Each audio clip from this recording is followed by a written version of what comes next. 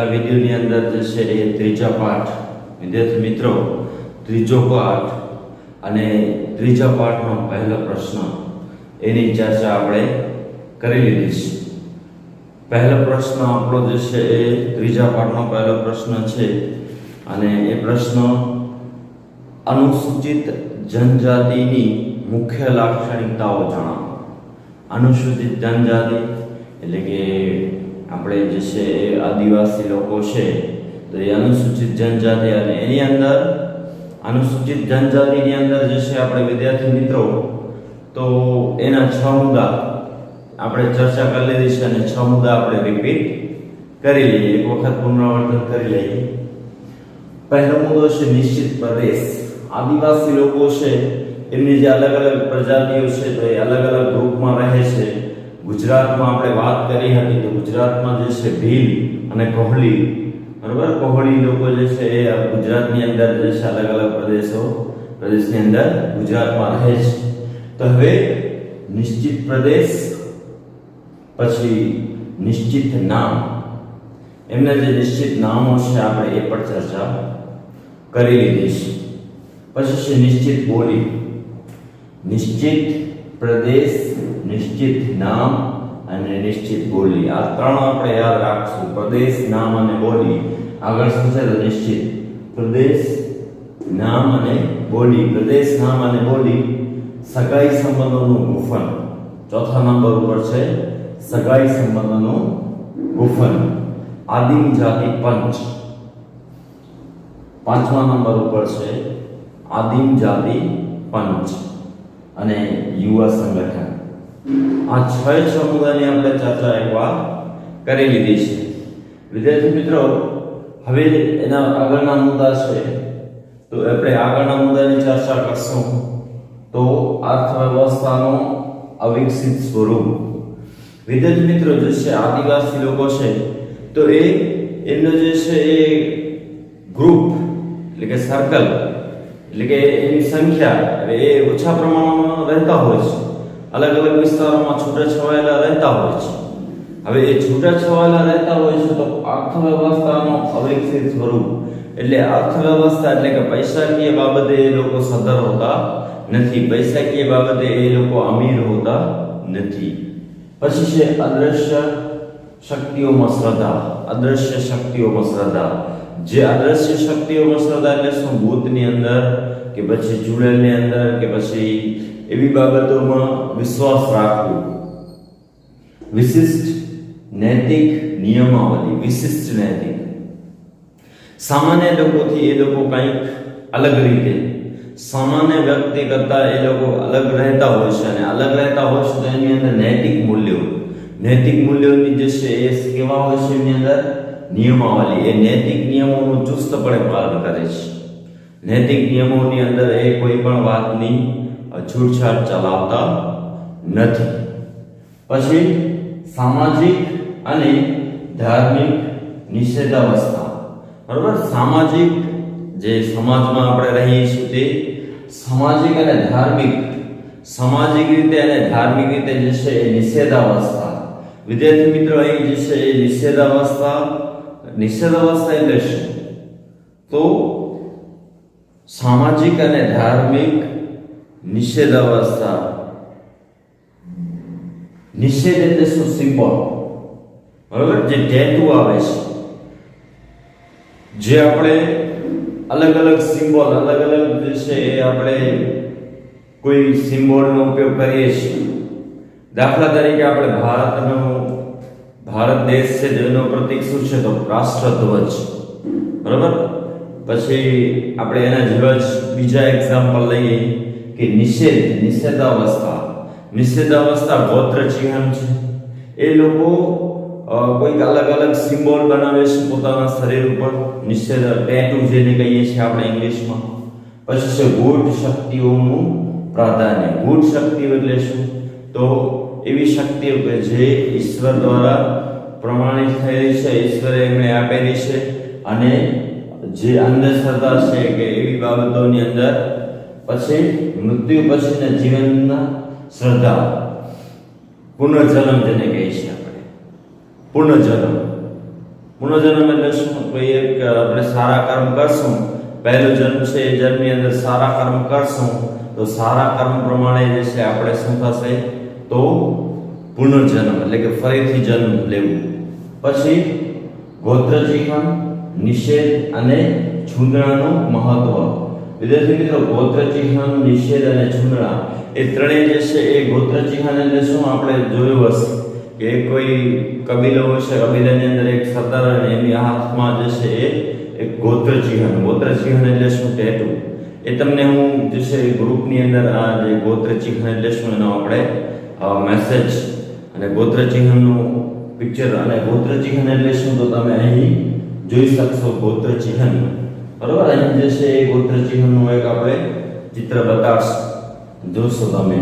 પછી ઓછા વસ્ત્રો. પછી નેક્સ્ટ શું છે?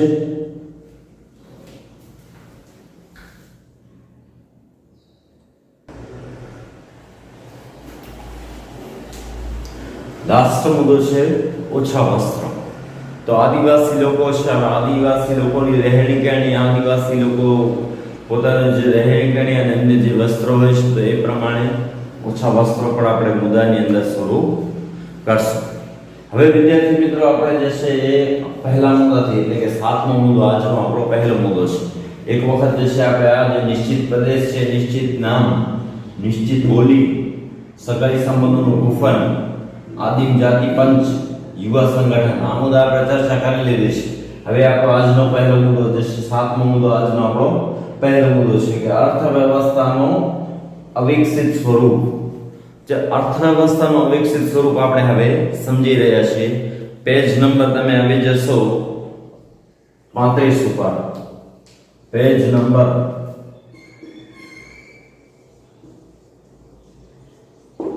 35 ઉપર આપણે આવી જશું. 35 પાના નંબર ઉપર આપણો આજનો મુદ્દો છે કે આદિમ જાતિમાં અર્થવ્યવસ્થાનું સ્વરૂપ સભ્ય સમાજની દૃષ્ટિએ ઘણું અવિકસિત છે. સભ્ય સમાજની દૃષ્ટિએ એટલે શું? સમાજમાં સભ્યની સંખ્યા. હવે સમાજમાં સભ્યોની સંખ્યા આપણે એટલે શું? કોઈ એક સમાજ છે, કોઈ એક સમાજ છે, એ સમાજમાં જે છે લોકોની સંખ્યા, અમીર લોકોની સંખ્યા વધારે હોય, અમીર લોકોની સંખ્યા વધારે હોય. આપણે વાત કરીએ કે ભાઈ એક ગ્રુપ છે, હવે એક ગ્રુપ છે, એ ગ્રુપની અંદર 10 જણા છે અને બીજો ગ્રુપ છે ગ્રુપ 1. આ બીજો ગ્રુપ છે, બીજો ગ્રુપ જે છે એની અંદર 50 જણા છે. બરોબર, તો હવે આ બે ની અંદર જો આપણે જોવા જશું તો અર્થવ્યવસ્થાની દૃષ્ટિએ બીજો ગ્રુપ વધારે સદર હશે. બરોબર, એટલે કે સભ્યોની સંખ્યા વધારે છે, સભ્યોની સંખ્યા વધારે છે, અહીંયા 10 સભ્યો છે. સભ્યોની સંખ્યા વધારે હોય, અર્થવ્યવસ્થાનું અવિકસિત સ્વરૂપ. અવિકસિત સ્વરૂપ એટલે શું? તો એ લોકો જે છે અલગ અલગ પ્રદેશમાં રહે છે, અલગ અલગ ક્ષેત્રે રહે છે, જુદા જુદા રહે છે. બરોબર, તો આપણે જ્યાં 50 જણા રહેતા હોય, વધારે રહેતા હોય, ગ્રુપ મોટો હોય તો ત્યાં અર્થવ્યવસ્થા સારી હોય, અને જ્યાં જે 10 કે 12 કે ઓછા પ્રમાણમાં લોકો રહેતા હોય, બરોબર, તો ઓછા પ્રમાણમાં લોકો રહેતા હોય તો એમનો જે છે એ અર્થવ્યવસ્થા એટલે કે પૈસાકીય બાબતે જે છે એમનો વિકાસ કેવો હોય છે? અવિકસિત. અવિકસિત એટલે શું? નહિવત પ્રમાણમાં, એટલે એમનો વિકાસ થતો નથી.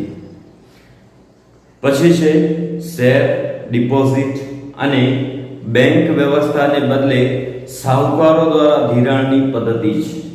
હવે આપણે વાત કરીએ તો એ લોકો બિલકુલ બિચારા જે છે ક્યાં રહેતા હોય છે? તો જંગલોની અંદર રહેતા હોય છે. અને જંગલોની આપણે વાત કરીએ તો હવે આજના સમયમાં એ લોકો જે ગરીબ લોકો છે, ગરીબ લોકો છે તો એ શું કરે છે? તો એ શેર તમે બધા જાણો છો, કોઈ એક કંપની હોય છે, કંપનીની અંદર તમે એની પાર્ટનરશિપ લેતા અથવા તો એમને જે છે કાંઈ કે તમે શેર ખરીદવા માંગો છો તો એ શેર આપણે ખરીદીએ છીએ. પછી બીજું છે એની અંદર ડિપોઝિટ. ડિપોઝિટ એટલે બેંકની અંદર પૈસા આપણે જમા કરાવીએ છીએ તે. અને બેંક વ્યવસ્થાને બદલે હવે બેંક નથી, એ લોકો કોની પાસેથી કોના ઉપર આધારિત હોય છે? તો સાહુકાર. કોની પાસે? સાહુકારો પાસેથી એ લોકો શું કરશે? પૈસા લેશે, અને પૈસા જે છે સાહુકારો પાસેથી લેશે એટલે એમના પાસે અથવા તો એમના દ્વારા જે છે કઈ વાત લાગુ પડે છે? તો એ અર્થવ્યવસ્થા એમની નબળી છે તો એ શું કરશે? સાહુકારો પાસેથી એમની પોતાની જમીન અથવા તો કોઈ પણ મહત્વના જે છે જે એમની પાસે સંપત્તિ છે તો એ સંપત્તિ રાખી અને એ લોકો શું કરી શકે છે? તો એ લોકો પૈસા મેળવી શકે છે. એટલે પહેલો મુદ્દો છે આપણો અર્થવ્યવસ્થાનું અવિકસિત સ્વરૂપ. એની અંદર બે મુદ્દા લાગુ પડે છે. અર્થવ્યવસ્થાનું અવિકસિત સ્વરૂપ એની અંદર બે મુદ્દા લાગુ પડે છે. એક પહેલો મુદ્દો શું છે કે અર્થવ્યવસ્થામાં જે છે આપણે એક્ઝામ્પલ લીધું કે સભ્યોની સંખ્યા ઓછી છે માટે જે છે એમનો અર્થ વિકાસ થઈ શક્યો નથી. પછી બીજો મુદ્દામાં આપણે શું કરી કે શહેર પછી આપણે વાત કરી ડિપોઝિટ અને બેંક વ્યવસ્થાને બદલે એ લોકો સાહુકારો પાસેથી, સાહુકારો એટલે કે અમીર પૈસાવાળા છે એમની પાસેથી એ લોકો ધિરાણ એટલે કે પૈસા મેળવે છે. પછી વિદ્યાર્થી મિત્રો અદૃશ્ય શક્તિઓમાં શ્રદ્ધા આપણો બીજો મુદ્દો અને પ્રશ્નનો 8મો મુદ્દો કે અદૃશ્ય શક્તિઓમાં શ્રદ્ધા. હવે અદૃશ્ય શક્તિઓમાં શ્રદ્ધા એટલે શું? બિલકુલ ઈઝી મુદ્દો છે પણ આપણે એક વખત સમજેલો ન હોય તો આપણે થોડોક ટફ લાગે છે. તો અનુસૂચિત જનજાતિઓનો અદૃશ્ય અને અમાનવીય દિવ્ય શક્તિઓમાં શ્રદ્ધા અને વિશ્વાસ રાખે છે. બરાબર. હવે વિદ્યાર્થી મિત્રો યાદ રાખશો આની અંદર જે શબ્દો આવે છે આપણે શબ્દ સમજતા જશું કે અનુસૂચિત જનજાતિઓ અદૃશ્ય અને અમાનવીય. અદૃશ્ય એટલે જોઈ શકાતી નથી તેવી, અને અમાનવીય એટલે શું? તો જે માનવીયના કૃત્યોથી પર હોય છે તે. માનવીના કૃત્યોથી પર. આપણે જે ઘણી ફિલ્મોની અંદર જોતા હોય છે કે એક નાનકડા છોકરાને બલિ આપશે તો એમને જે છે એક શક્તિ જે છે મળશે. એ શક્તિ જે છે આપણે શું કહીશું? કાળી શક્તિ, બ્લેક મેજિક. બરાબર. કાળી શક્તિ એમાં આપણે એને ઓળખીએ છીએ. તો વિદ્યાર્થી મિત્રો અમાનવીય શક્તિઓ, અમાનવીય એટલે શું? અમાનવીય દિવ્ય શક્તિઓમાં શ્રદ્ધા અને વિશ્વાસ રાખે છે. આપણે આની અંદર શબ્દ સમજ્યા તો એ હવે આપણે કે તેઓ ટોટેમ એટલે શું? તો એક પૂતળો બરાબર, જે નાનકડી ડીંગલી ડોલ જેને કહીએ છીએ તો એ ડીંગલી નાનકડી ડોલ બનાવે છે. ટોટેમ સાથે અલૌકિક સંબંધ ધરાવે છે. આપણે ઘણી ફિલ્મોની અંદર જોયું હશે, ઘણા સિરિયલની અંદર, ઘણી તમે બુકો વાંચી હશે તો બુકની અંદર જે છે આપણે એવી ડિટેલ મળે કે ભાઈ એક એ લોકો એક નાનકડો જે છે તમારા જેવો જ એક આકારનો જે છે પૂતળો બનાવશે. બરાબર. અને એ પૂતળાને એ લોકો તમારી જે શરીર છે એની સાથે જોડી નાખશે અને પછી જે છે એ પૂતળાને જે પણ કંઈ કરશે તો એ પૂતળા દ્વારા તમને એ ઈજા થશે. તો એ લોકો એવી શક્તિની અંદર માને છે કે ટોટેમ સાથે અલૌકિક સંબંધ ધરાવે છે. ટોટેમની ગૂઢ શક્તિઓથી તેઓ ખૂબ જ પ્રભાવિત હોય છે. ટોટેમની ગૂઢ શક્તિઓ, ગૂઢ એટલે છુપાયેલી, બરાબર, ગૂઢ શક્તિઓથી એ લોકો ખૂબ જ પ્રભાવિત હોય છે. પૂર્વજોની શક્તિઓથી તેઓ પ્રભાવિત હોય છે. પૂર્વજોની શક્તિઓ, હવે એ લોકો એમ માને છે કે કોઈ વ્યક્તિ જે છે મૃત્યુ પામ્યો છે તે મૃત્યુ પામેલો વ્યક્તિ એમની સાથે જ રહે છે. એમ આત્માના સ્વરૂપે એ વ્યક્તિ એમની સાથે જ રહે છે. એ લોકો એમ માને છે. પછી તેઓની માન્યતાઓ, બરાબર, માન્યતાઓ વહેમ, ચમત્કાર, જાદુ વગેરે જેવી અંધશ્રદ્ધા પર આધારિત હોય છે. બરાબર. માન્યતાઓ એટલે શું? વિદ્યાર્થી મિત્રો માન્યતાઓની અંદર આપણે એક એક્ઝામ્પલ લઈએ તો આપણે માન્યતાઓને કેવી રીતે વળગી રહીએ છીએ. માન્યતા, તમે ઘરેથી જાઓ છો, જોરથી છીંક આવશે તો તમારું કામ બનશે નહીં. તમે જાઓ છો અને રસ્તામાંથી બિલાડી જે છે રસ્તો ક્રોસ કરી ગઈ, તમારો રસ્તો ક્રોસ કરી ગઈ તો તમારું જે છે એ તમારા માટે કંઈક તમારું કાર્ય અથવા તો તમારા ઉપર કંઈક મુસીબત છે એવું સિમ્બોલ છે. પછી તમે ઘરેથી જ્યારે નીકળો છો ત્યારે આપણે જે બારી બારણા અથવા તો કોઈ પણ પ્રકારનો કાચ છે, ગ્લાસ, કાચ જે છે તૂટે છે તો આપણે શું કરીએ છીએ કે ના આજે કંઈક સારું થશે, સારું નહીં, આપણું નુકસાન થયું. બરાબર. પણ તો પણ આપણે શું ઈચ્છીએ છીએ, શું માનીએ છીએ? તો કંઈક સારું થશે. બરાબર. પછી ઘરેથી જાઓ છો તો આપણે કંઈક સ્વીટ મીઠું દહીં સાકર જે છે ખાઈને જશો તો તમારું કામ થઈ જશે. તો આવી વહેમ અંધશ્રદ્ધાઓમાં આપણે અત્યારથી પણ જીવી રહ્યા છીએ. એમની અંદર પણ એવી જ જે છે શું હતી? તો એવા જ પ્રકારની એમની અંદર એક વહેમ માન્યતાઓ શ્રદ્ધા એ ખૂબ એમના હતી. પછી તેમની વિધિ એટલે શું? તો આપણા જે છે દરેક ધર્મની અંદર અલગ અલગ પ્રકારની વિધિઓ હોય છે. હવન કરાવતા હોય છે તમે, બરાબર? અને હવન દ્વારા આપણે જેની વિધિ લાગુ પડતી હોય તો આપણે અલગ અલગ પ્રકારની વિધિ. પછી પૂજા, બધા ધર્મની અંદર અલગ અલગ પૂજા છે. પછી બલિ એટલે શું તમે જાણો છો?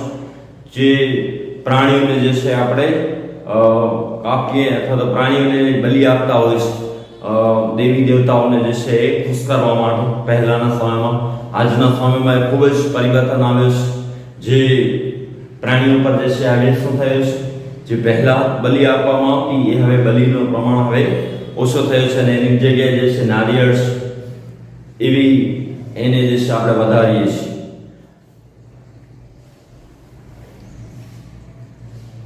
તેમની વિધિ, પૂજા, બલિ વગેરેમાં જાદુ અને ચમત્કારની શ્રદ્ધા જોવા મળે છે. સામન, બળવો અને ભગત જેવી ચમત્કારિક વ્યક્તિઓમાં ધરાવતી વ્યક્તિઓનું તેમના પર સવિશેષ પ્રાધાન્ય જોવા મળે છે. સામન, વિદ્યાર્થી મિત્રો આ તમે યાદ રાખશો કે સામન પહેલો શું છે? તો સામન. પછી બીજું શું છે? તો સામન પછી જે છે બળવો. સામન, બળવો. પછી શું છે? સામન, બળવો. પછી એની સાથે નેક્સ્ટ છે સામન, બળવો અને ભગત. આ એક ત્રણેય વ્યક્તિઓ હતા કે જે જાદુ કરી અને કોઈ પણ એમની વસ્તુ માંગે છે, જોઈએ છે વસ્તુ, તે વસ્તુ પ્રાપ્ત કરી શકતા. પછી છે વિશિષ્ટ નૈતિક નિયમાવલી. વિદ્યાર્થી મિત્રો, તો વિશિષ્ટ નૈતિક નિયમાવલી એટલે શું? તો દરેક અનુસૂચિત જનજાતિને પોતાની આગવી વિશિષ્ટ અને નૈતિક નિયમાવલી હોય છે, બરોબર? દરેક અનુસૂચિત જનજાતિ માટે શું છે? વિશિષ્ટ નૈતિક નિયમાવલી એટલે શું વિદ્યાર્થી મિત્રો? તો નિયમાવલી એટલે કે નિયમો, બરાબર? એમના માટે જે બનાવેલા નિયમો છે તે. તો દરેક અનુસૂચિત આગવી વિશિષ્ટ અને નૈતિક નિયમાવલી હોય છે. આદિમ જાતિનો દરેક સભ્ય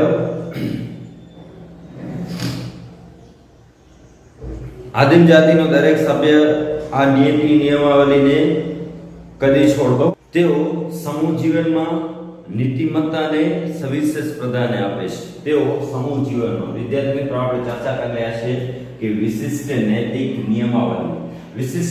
નિયમાવલીને એ લોકો શું કરે છે? તો સમૂહ જીવન, ગ્રુપમાં રહેવું, સાથે રહેવું, સમૂહ જીવનને એ લોકો શું કરે છે? વળગી રહે છે અને સમૂહ જીવનની અંદર જે છે એ લોકો જીવન વિતાવે છે. પછી વિદ્યાર્થી મિત્રો નેક્સ્ટ મુદ્દો છે આની અંદર સામાજિક અને ધાર્મિક નિષેધાવસ્થા. વિદ્યાર્થી મિત્રો નેક્સ્ટ મુદ્દો છે સામાજિક અને ધાર્મિક નિષેધાવસ્થા. તો સામાજિક અને ધાર્મિક નિષેધાવસ્થા આપણે ચર્ચા કરીએ કે અનુસૂચિત જનજાતિમાં સામાજિક અને ધાર્મિક ક્ષેત્રે અનેક નિષેધોનું પાલન કરવામાં આવે છે. વિદ્યાર્થી મિત્રો નિષેધો એટલે શું? એક એમના જે ટેટુ હોય છે અને એ ટેટુને એ લોકો મહત્વનું માને છે. તમને ટેટુ જે છે આપણે તમે આ ચિત્રની અંદર જોઈ શકો છો. ટેટુ જે છે આ ચિત્રની અંદર તમે જોઈ શકો છો.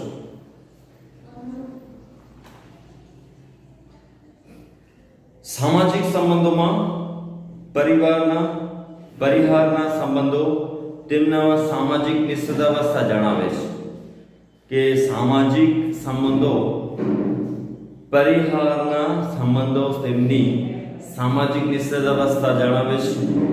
ધાર્મિક વિધિઓ અને ક્રિયાઓના પવિત્રતાનો ખ્યાલ સ્પષ્ટ હોય છે. ધાર્મિક વિધિઓ અને ક્રિયાઓમાં પવિત્રતાનો ખ્યાલ સ્પષ્ટ હોય છે. સામાન અને મહિલાઓ માટે અનેક નિષેધો હોય છે. સામાન અને મહિલાઓ. સામાન અને મહિલાઓ માટે અનેક નિષેધો એટલે શું? બાધા.